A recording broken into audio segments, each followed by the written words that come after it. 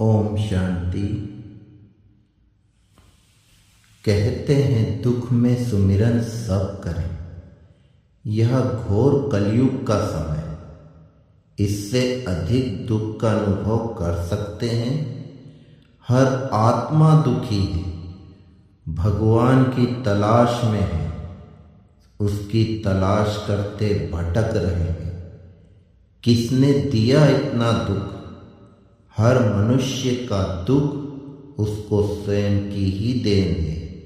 सबके हाथों में कर्म रूपी कलम है, जिससे वह स्वयं का भाग्य या दुर्भाग्य लिख रहा है।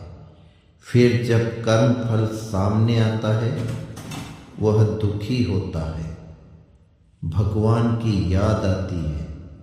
फिर खोज होती है भगवान की। ढूंढता फिरता है मंदिर में, मस्जिद में, गुरुद्वारे में, चर्च में।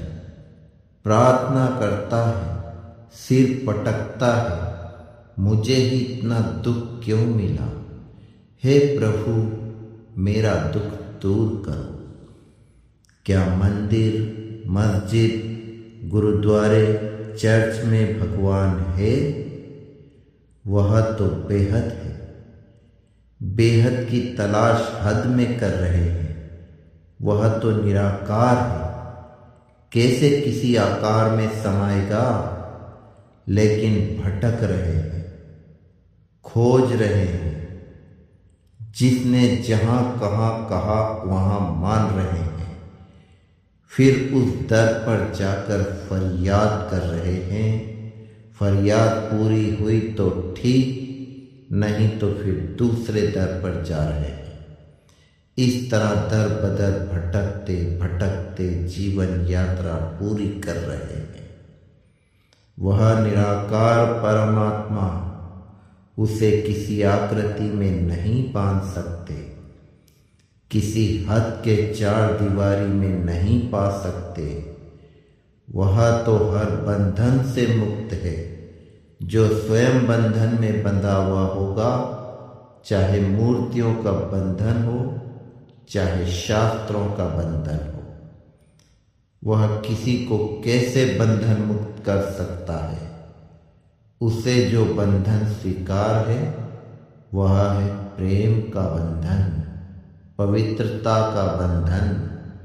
उसे पाने के लिए चाहिए सच्ची, साफ, पवित्र दिल, निस्वार्थ प्रेम भाव। जिसने मन को साफ किया, निस्वार्थ रूहानी प्रेम किया, उसी बंधन में बंध कर वह खींचा आता है। खोजने की आवश्यकता नहीं, वह खुद ही खींचा आता है। उस बेहद को पाने के लिए स्वयं को बेहद में लाओ। हद की छोटी छोटी बातों से ऊपर उठ जाओ, विशाल हृदय बन जाओ। देह और देह के बंधनों से बाहर निकलो। निराकार को पाने के लिए निराकार आत्म स्वरूप बन जाओ।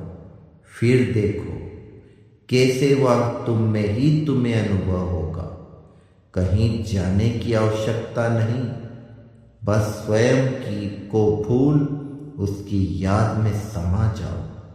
उसकी शिक्षाओं पर चलते हुए कर्म कर उसकी याद में समा जाने से ही स्वयं को जो अनुभूति होगी, वही परमात्मा है।